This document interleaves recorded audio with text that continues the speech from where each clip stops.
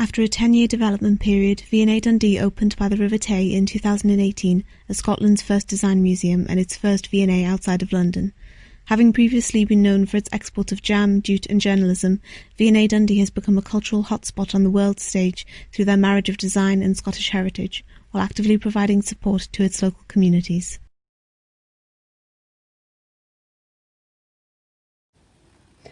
The V&A Dundee has a mission and vision that combines excellence in their field with engagement and inclusion.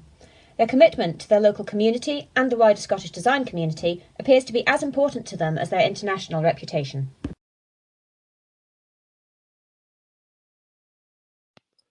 We felt that a broad focus on all components of the V&A Dundee's management, policy and practice provides a clearer perspective of their open systems organisational structure, which has ultimately helped them deal with the pandemic in the short term and, we forecast, paves the way for a prosperous future.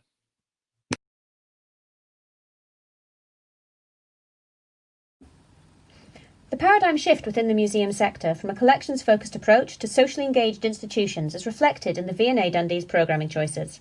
From our interview with Peter Nurek, it is clear they share Harold Skramstad's vision that, in the world of the future, every institution, including a museum, must be judged on its distinctive ability to provide value to society in a way that builds on unique institutional strengths and serves unique community needs.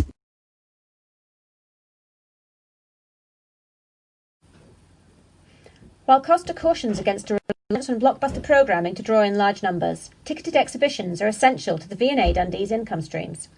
Their initial choices have all either reflected Dundee's industrial past or technological present. These ticketed exhibitions display an understanding of the heritage of the community they are based in, as well as engaging with contemporary cultural pastimes that will appeal to multiple audience segments.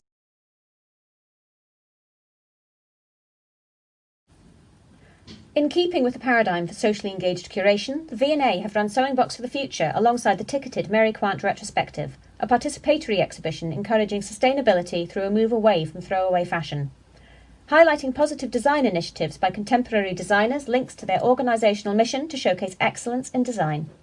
The community collaboration with Kindred Clothing, as well as the downloadable skills cards, takes the museum's message out of the building and into the community, allowing for a wider variety of participation.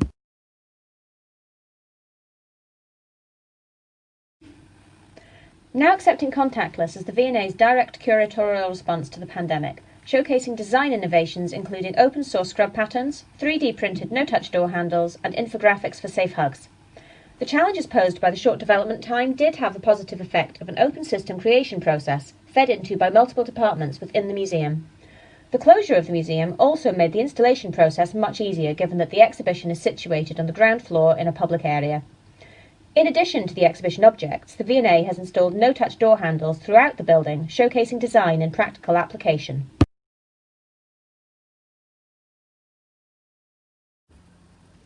The key adaptations the V&A Dundee has made relate to their community programming, utilising technology and online platforms to maintain a connection with both their local community and further afield. Some of these initiatives, such as the closed day tours, have been so successful that the museum hopes to continue them beyond the pandemic. Given that the museum's key audience going into 2021 will be a local one, maintaining these community connections will be key to their short to mid-term sustainability.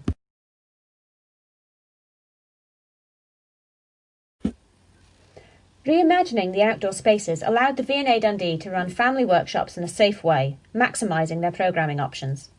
They have also commissioned new works, such as the Chalkscape, and partnered with local suppliers to install the pop-up food trucks. This creates a social space for the community outside of the building that allows participation and engagement within the government guidelines. In conclusion, the focus on maintaining the V&A Dundee's role as a community space with social and educational values has been well received and shows many successes within their approach to programming in the pandemic.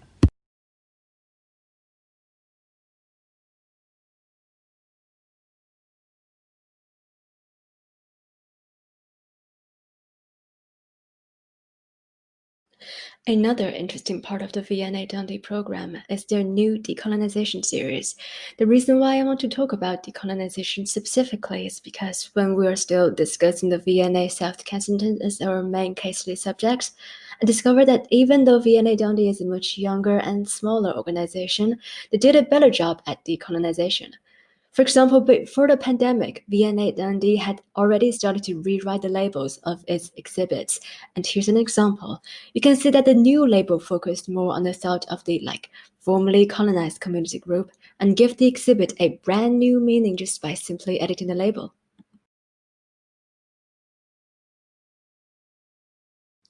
Another part of their Decolonization series is a new article they recently uploaded on their website. Thanks to the diverse population composition in Dundee, the museum invited people with a different background from the community group which the exhibit represents to write their understanding about the subject. In this way, V&A Dundee can get a unique view of the exhibit, meanwhile support the local community, especially during this hard time. Meanwhile, V&A Dundee created a hashtag #DecolonizedSDG where the museum invited people to share their view of decolonization and their story about it. In conclusion, the Decolonization series, V&A Dundee give the initiative to the audience and give them a chance to define what is decolonization. Comparing with other methods, V&A Dundee focuses more on changing people's imprinted impressions of the exhibit.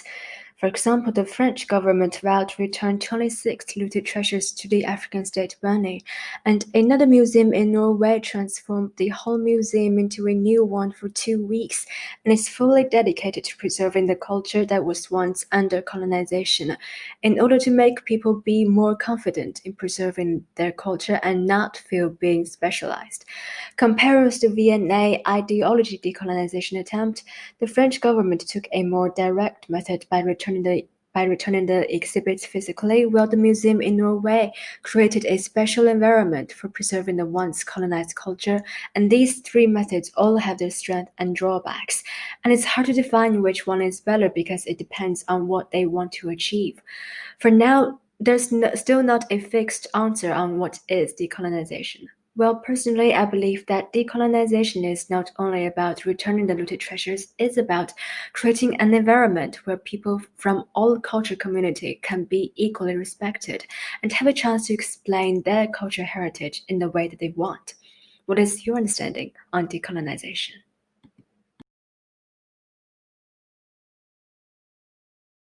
This part is about the V&A Dundee audiences. In the following slides, it will focus on the community audiences and the influences over the pandemic, and the methods that they take to solve the situation.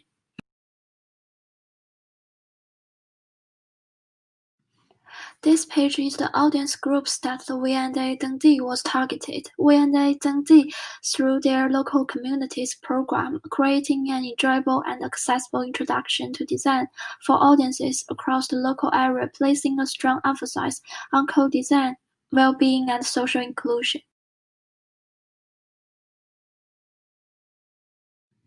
According to consumer behaviors and the psychographic characters, the community audiences can divide into three types: the public who seeking for relaxation, the individuals who seeking for convenient space for leisure activities, and the young people who seeking the opportunities to learn the diverse items in the museum.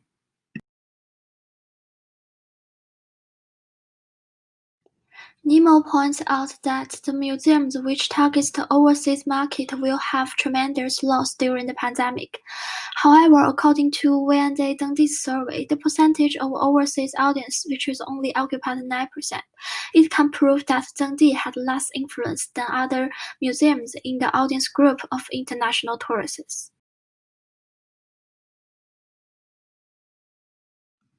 In terms of the pandemic influences of audience, one of the challenges of targeting the audience group during the pandemic will be organizing community participation and visitor visits to the gardens.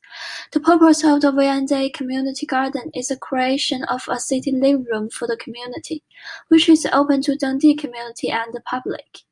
Unfortunately, it will be a challenge for audience groups to visit the gardens and museum owing to the existing COVID-19 restrictions, including practicing social distance, large public gatherings for families and social groups, and public health requirements for sanitization.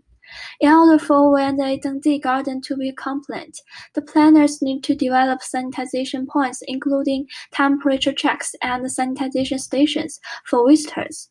Secondly, this means requiring the local audience group to limit the number of visitors to the garden per visit. Practice social distance at 1.5 meters spacing. Only members from the same household can sit and share the public seats. The wearing of masks throughout in the public space.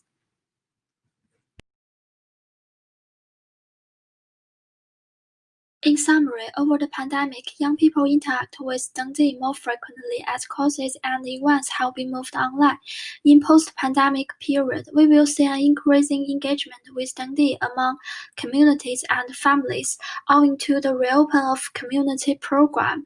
Also, due to the travel restrictions, international tourists are expected to reduce and the local visitors are expected to increase.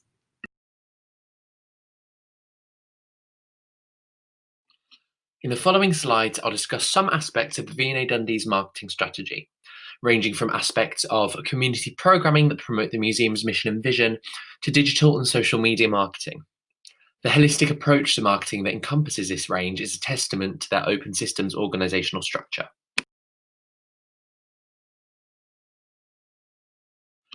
In interview, Peter Neurick mentioned that aspects of V&A Dundee's marketing are centrally controlled. The V&A London cite the 4P model as their approach, which might be problematic for Dundee who have a community vision. The use of V&A branding and marketing spec in this context might alienate potential audience groups who have preconceived ideas about the organisation, although this is not to undermine the benefits that the V&A brand will have brought elsewhere. To navigate this, the V&A Dundee employs autonomous marketing strategies that reflect their unique mission and focus on building long-term relationships with communities, which would have helped them throughout the pandemic and I would forecast into the future too.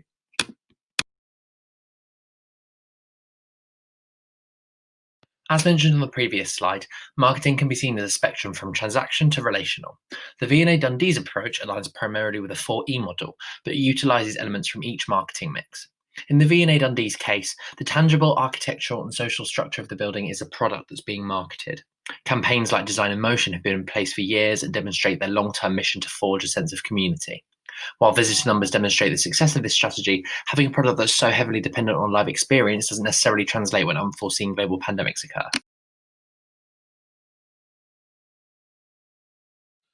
These images demonstrate continuity in the V&A Dundee's digital marketing strategy. The promotion of the building speaks to a long-term strategy that looks beyond COVID, serving as a reminder of the social and community hub that the museum has become.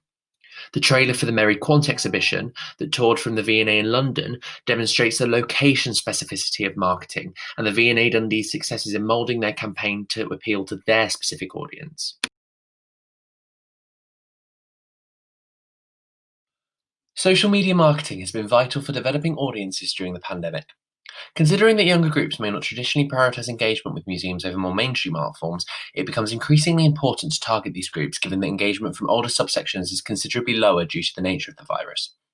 Images of the building and landscape speak to its innovative design and appeal to experience seekers, metrocultural and commuterland culture buffs. Projects like Vadven and Design in the Diasporas appeal to trips and treats and metroculturals when visiting isn't feasible. Having said this, primary focus on digital marketing could neglect older groups like Heydays and groups with health issues and lower incomes such as Up Our Street. The Insights Alliance statistics shed light on the diminishing arts engagement from these groups during the pandemic, indicating that arts organisations must move away from focus on social media marketing and begin diversifying their strategies to be more inclusive. By analysing V&A Dundee's equality and diversity policy and how it's utilised in the organisation's internal and external environments to encourage equality and inclusion, we can assess how well attuned the organisation is to its social environment and how COVID-19 has impacted its relationship. Their equality and diversity policy heavily draws on the Equality Act of 2010, including the 9 protected characteristics and the 4 definitions of discrimination. The subsequent clauses include detailed actions to be taken in regard to upholding the policy statement. But how is the document actually being used, and what limitations does it have?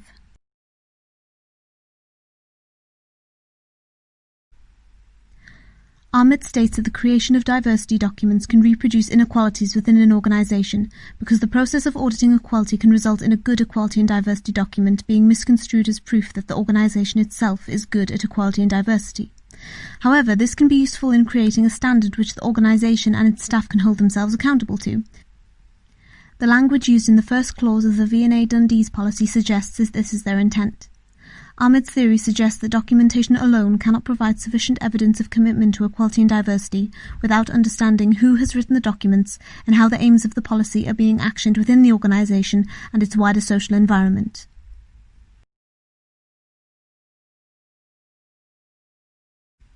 Based on the available information, there is no ethnic diversity and minimal age diversity within senior management and board positions, which, based on Ahmed's framework, may result in the perpetuation of inequalities linked to these characteristics within the organisation. This has been acknowledged by Peter Nurek, the communities producer for V&A Dundee. His quotes suggest their lack of diversity stems from the youth of the organisation and its needs during its first phase. However, 8% of Dundee's population are made up of African, Chinese, Pakistani, Indian and Polish communities, and to not see their voices and experiences represented at a senior management level is a cause for concern.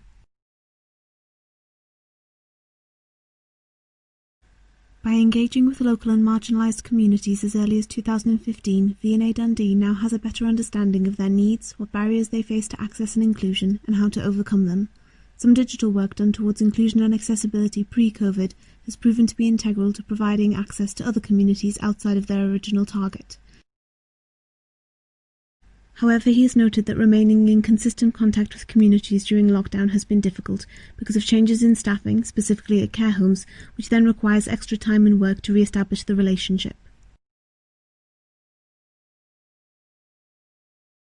With the appointment of a new director with a background in cultural regeneration and a desire to pursue a social purpose, a new blend of leadership and decision-making styles may be introduced in the near future to implement some of the changes Nurek has identified and wants to rectify.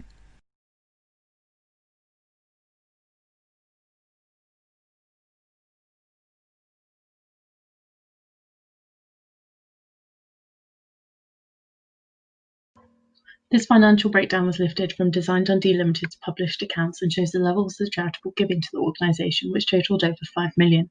The highest proportions of funds were generated by government grants, but there are significant contributions from other organisations who've been supporting V&A Dundee since its developmental stages.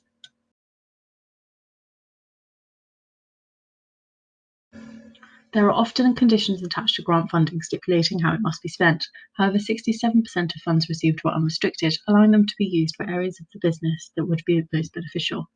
V&A Dundee makes additional efforts to raise funds, and although a specific breakdown is not available, this data lifted from their annual account submission gives a good indication that although their costs are high, turnover, sponsorship deals and commission-based income helps the organisation make additional profits.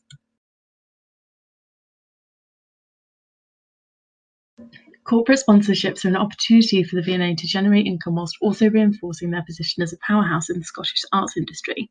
The philanthropy team have built relationships with Scottish brands and businesses and impressively announced its collaboration with Dalmore Whisky in 2020, despite the fact we were mid-pandemic. Peter Nurek suggested the continuous and developing corporate support was due to the good work of the corporate team, symbiotic relationships with the clients who benefit from the association, and the fact that V&A Dundee have philanthropic and community-focused aims.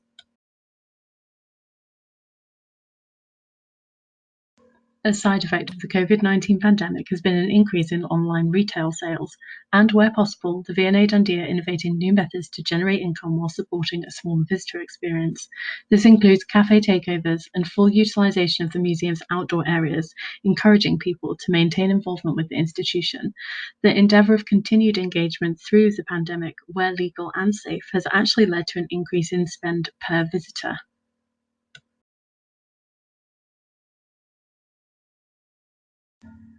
The economic impact the V&A Dundee made after its first year of trading far exceeds their earlier predictions of $10 million for Dundee and $23 million across Scotland. This increase is due to significantly higher visitor numbers, with only 500,000 predicted, but receiving over 800,000 in reality.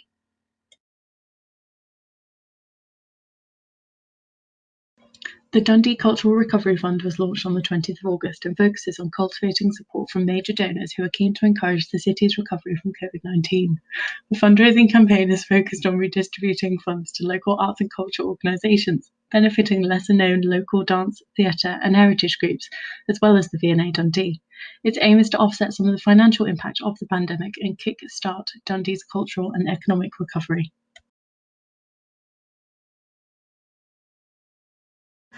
The work done by the V&A Dundee confirms that their mission and goals are fundamental to the financial decisions that are made. They have already utilised their position to fundraise for the sector, which has helped mitigate the impact of COVID-19 in their local community.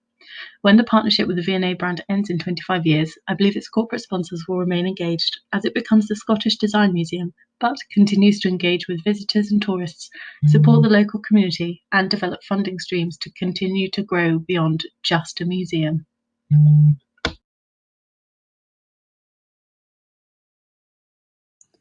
V&A Dundee plays an important role in local creative industries and community regeneration. According to the analysis above, the key of their successes is that they have a good balance between community requirements and varied programming on the foundation of their flexible funding.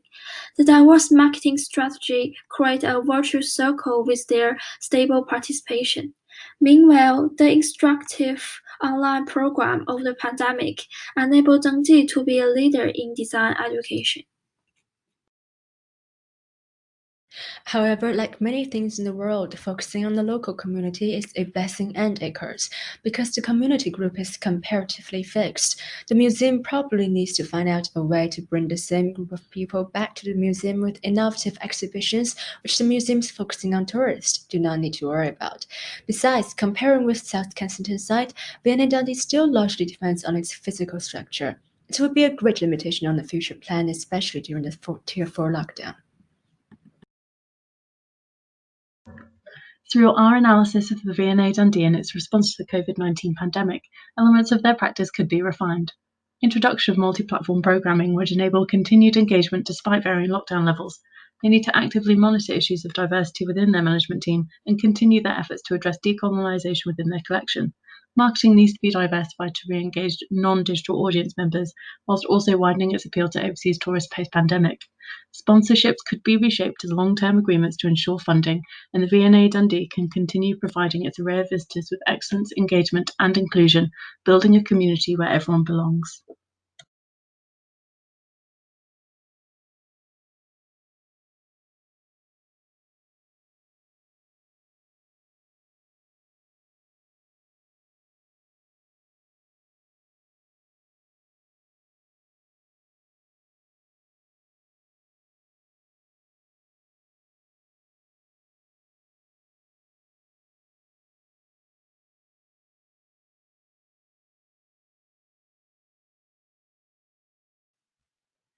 Hello and welcome to Group A2's presentation, Oldham Coliseum Amid the Pandemic. We will begin by giving you a brief introduction to Oldham and the Coliseum Theatre before moving on to our research question, discussions and suggestions. We'll first give a brief introduction of the theatre itself and its location. The Coliseum Theatre sits in the northwestern industrial town of Oldham, which is within 30 minutes drive from Manchester.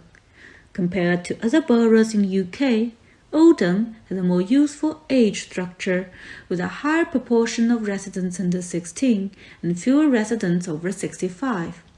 It is also one of the poorest areas in the country, with over half of its wards among the most deprived 10% or 20%. The area is also marked by its growing non-white population. Standing at the edge of Oldham's town centre, the Coliseum Theatre has served as a weekly repertory theatre in Oldham until 1978, and is still kindly referred to by some of its co-audience as the Rap until today. Currently, the theatre is surrounded by pubs, nightclubs, and takeaway shops, and it is waiting to move to a more optimal location, but the plan has been shelved by the local government. Given the diverse cultural backgrounds of the audience in Oldham, The Coliseum Theatre has always focused on the need to engage with different local communities through its arts practices in order to fulfill its mission of driving social cohesion. The main challenge for Oldham Coliseum is art management, consequently lies in how to balance the different tastes and requirements of these communities, especially between its traditional old, white, working-class audience base and the younger and more culturally diverse audience in Oldham. Due to the COVID-19 pandemic, Oldham Coliseum Theatre was forced to close down during the initial lockdown in March and has been unable to open since. The postponement or cancellation of most of its 2020 season has placed great financial strain on Oldham Coliseum. However, the theatre has received the support from the furlough scheme and the Cultural Recovery Fund, and it has undertaken a successful crowdfunder scheme. With these supports, the Coliseum currently still stays under a relatively stable financial condition. In the short term, the pandemic has had a massive impact on the Coliseum. It has made everything much more difficult, but it has not yet created any new long-term problems. It has only exacerbated existing issues. Through our research, we have identified that the people who engage with the Coliseum can be allocated into 5 distinct communities. We have named these communities as the drama audience, the pantomime audience, the emerging audience, the outreach community, and the internal community. Our group believes the Coliseum is being pulled in 5 different directions as it attempts to cater to the different expectations of these 5 communities. Furthermore, the Coliseum has been undergoing a period of uncertainty as it has attempted to reduce its reliance on its traditional audience, a transition that gathered pace with the introduction of new artistic director Chris Lawson in 2018.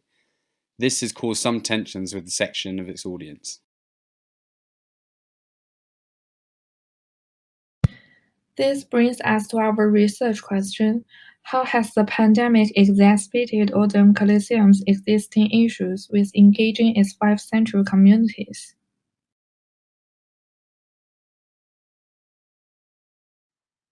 To answer this question, we have undertaken a range of research methods listed on this slide. Due to the community-based nature of our research question, much of the analysis concerns audience finder profiling data kindly provided to us by the Coliseum, and interviews we conducted with Learning and Engagement Officer Ben Kane and Head of Marketing Laura Rodwell, which we shall reference throughout this presentation. We shall now analyse the Coliseum's engagement endeavours before and during the pandemic with each of the 5 central communities. The first audience we've identified is a pantomime audience, which is made up of Facebook families and trips and treats, and makes up 29% of their total audience. What both of these groups have in common is they are seeking a reliable product to please their children, for example the pantomime. When describing their panto audience, Laura Rodwell said that 97% of the panto audience only engaged with the pantomime.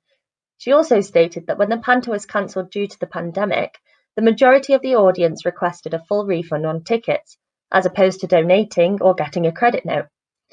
This is a significant financial loss for the Coliseum, as artistic director Chris Lawson has said, the pantomime is a big income source for us, so it supports us and enables us to do a lot of work throughout the rest of the year. The Coliseum has found small ways of trying to keep this audience engaged throughout the pandemic by making the panto available online in the form of a digital panto and creating a panto box that schools can hire to run the panto workshop safely from the classroom. But in an interview with Ben Kane, he commented on the lack of engagement with the panto boxes, saying how he went to collect one of them and it hadn't been touched, it was just where he'd left it. However, it is important to note that we believe the children in the pantomime audience are integral future participants of Oldham Coliseum. Collie Henderson found that the pantomime is accessed by over 10,000 children a year from primary schools local to the Coliseum and provides many with their first experiences of live theatre. Evidence gathered through the Taking Part survey suggests that young people who interact with an organisation are much more likely to attend that organisation in later life, highlighting the importance of engaging the panto audience. In an effort to further engage these communities and have them return throughout the year, Oldham Coliseum had designed a year of programming with children's performances, a year of shows that has been cancelled due to COVID-19. However, Laura Rodwell described how these performances have been rescheduled for 2021 as a priority for the Coliseum to try and attract this audience throughout the year. For example, the children's show Zog. She also said how this strategy is likely to have financial benefits, as a Coliseum already has the audience from the pantomimes. It's just a case of getting them back.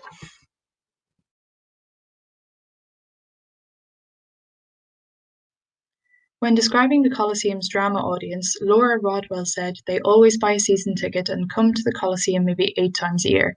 They come and see every single piece of drama, and they are the ones that have been coming for years and years. Oldham Coliseum's core audience is made up of dormitory dependables, up our street, and home and heritage groups. These groups are primarily composed of people over 65 and make up 46% of the Coliseum's total audience.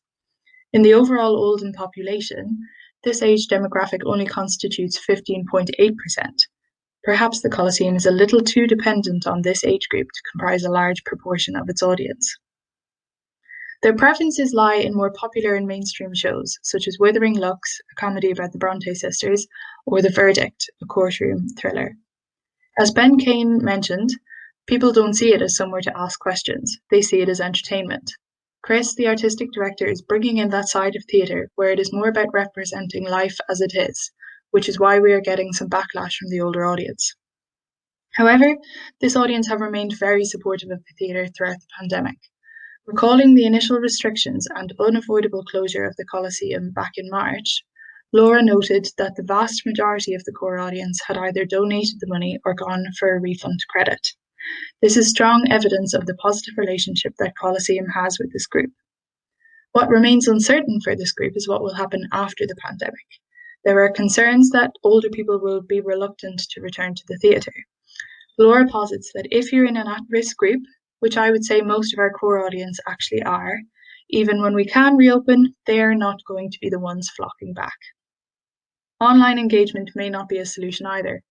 Renneland Forsman writes that for elderly people in Sweden, the use of digital technology represented different types of obstacles in terms of lack of experience and knowledge, the cost to obtain technology, and difficulties accessing technology. Laura identifies a similar problem in Oldham. She says, if you're in that older age group and you don't feel comfortable coming to the theatre, you're probably within a demographic who don't particularly know how to engage online. Although Oldham Coliseum has engaged very successfully with this audience in the past, we feel that they are now a residual audience and that the pandemic has exacerbated the need for the theatre to attract a new core audience, which brings our discussion to the emerging audience.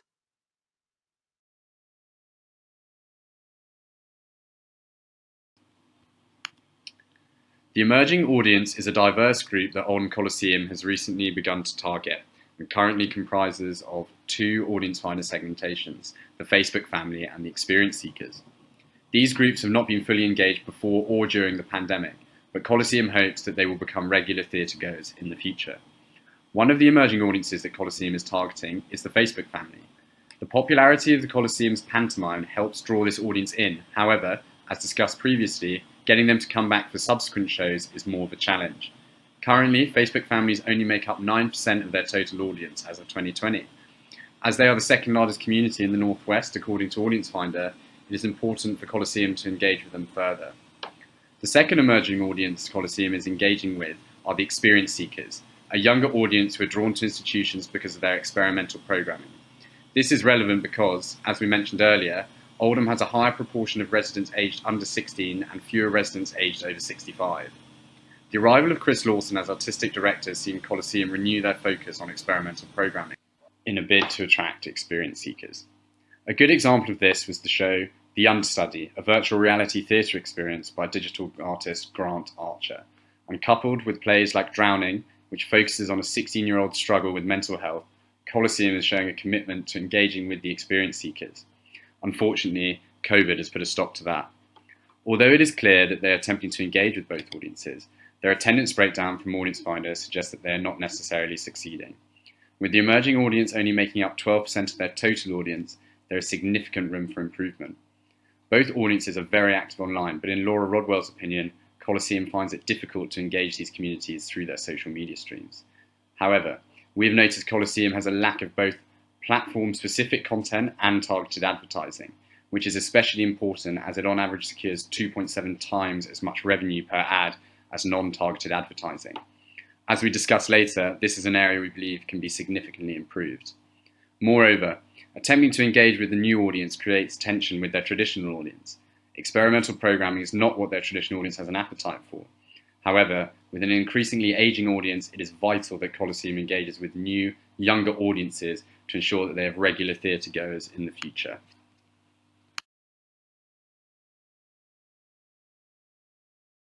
We have identified another community, one we have chosen to name Outreach. Members of the Outreach community don't necessarily attend performances at the theatre, but take part in one of the Coliseum's learning and engagement programmes. According to the latest report presented to the Charities Commission, these programmes led to over 25,000 individual encounters in the year ending April 2019. This is a significant number of people interacting with the Coliseum, not as a traditional audience member. The programmes are aimed at specific groups such as vulnerable adults, minority groups and young people both in and out of educational settings. This fulfills an important part of the Coliseum's mission, to engage diverse groups through theatre or other art forms.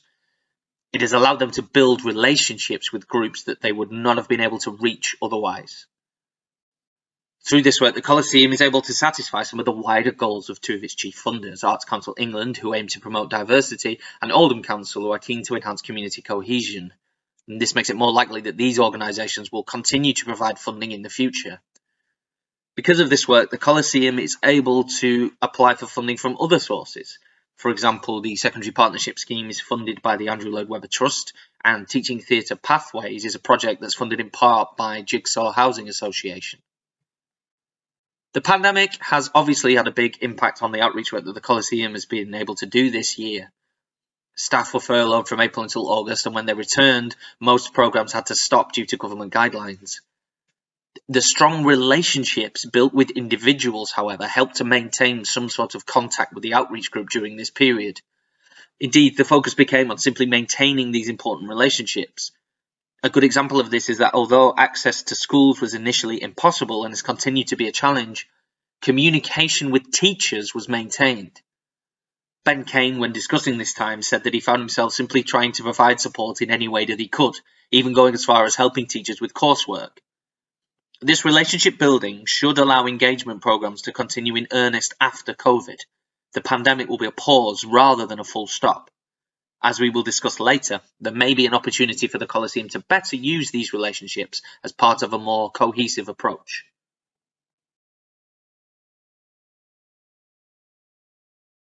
Apart from the external communities we have mentioned earlier, Oldham Coliseum is also networking with what we call its internal community, which involves its permanent employees and the freelance artists it hires.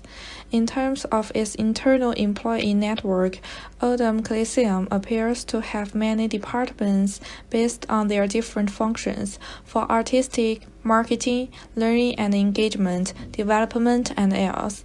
These departments are co-managed by the artistic director and the chief executive, who report to the board of trustees in the company. We can see that Oldham Coliseum adopts a classic pyramid structure, making the organization hierarchical and relatively centralized. Meanwhile, all its functional departments seem to lack any substantial collaborations or interactions, working separately with individual approaches. Based on the open system theory we learned from Young and Vaccaria in the course, our group believes that if Oldham Coliseum lowers its degree of centralization, reduces formalization, and increases interconnections between the different departments in the organization, there could be transformative repercussions for the theater, and the theater could become more cohesive and better at fulfilling its mission of driving social cohesion.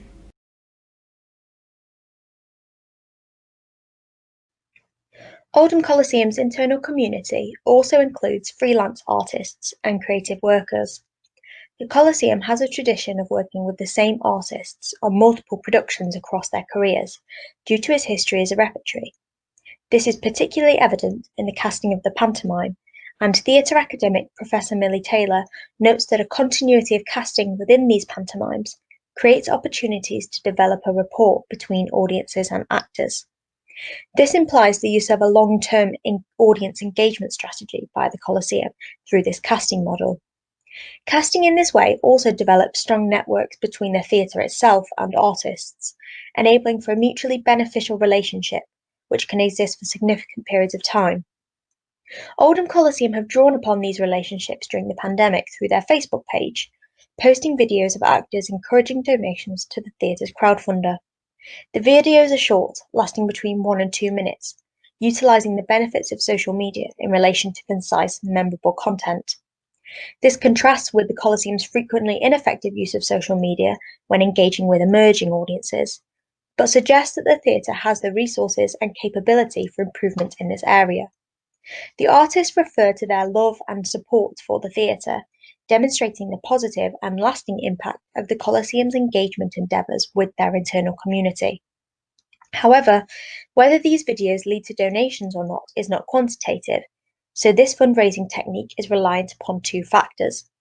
Firstly, that their Facebook followers have a disposable income, and secondly, that they recognise actors from Coliseum performances. This is connotative of dormitory dependables, yet as we have already seen, they are a group unlikely to engage online or on social media. Therefore, although the theatre has a high level of engagement with the artistic community, there may be opportunities to enhance how they utilise this to help engage other communities.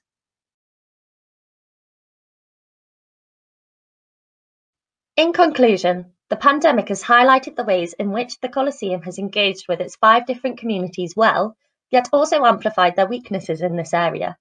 We believe that in order for the Coliseum to thrive after the pandemic, the strengths from how they engage with the communities on an individual basis should be applied unilaterally across every community, leading to a more cohesive community approach. Therefore, our solutions for the Coliseum are suggestions of ways in which they can enhance their community cohesion. We have a small list of general feedback and one main strategy suggestion. We believe that there's a need for less focus on the drama audience and that the Coliseum should consider the other communities with the same level of importance. As we have seen, they have already begun to address this before the pandemic with the pantomime audience. This strategy has just been postponed. We also believe that a different approach to their interaction with the emerging audience would be beneficial. For example, a more differentiated social media strategy. We believe that the main way in which a Coliseum can address these external community strategies is first to start with the internal organisation structure. It appears that there are currently no interactions between the 5 different communities, and we would argue that this is a result of their internal structure. For example, if the marketing department works more closely with the outreach department, perhaps the external outreach community that we've identified would engage with Coliseum more. We would suggest a full audit or report on the current hierarchical internal structure, with the possibility of implementing a more cohesive structure, which in turn could lead to a more cohesive external engagement strategy. Our group believes that the key for Oldham Coliseum to achieve part of its mission of community cohesion is to work on a community feel from the inside out. There's been a change of a certain extent since the administration of the new artistic director. However, it's apparent that any change the Coliseum was undertaking has been paused by the pandemic. This pause has highlighted what the Coliseum has been doing well, yet also exacerbated their existing issues, which we believe will continue beyond the pandemic. Perhaps the pandemic could be a chance for the Coliseum to reflect on these issues, and it could be an opportunity for them to try a new approach. Thank you for watching our presentation.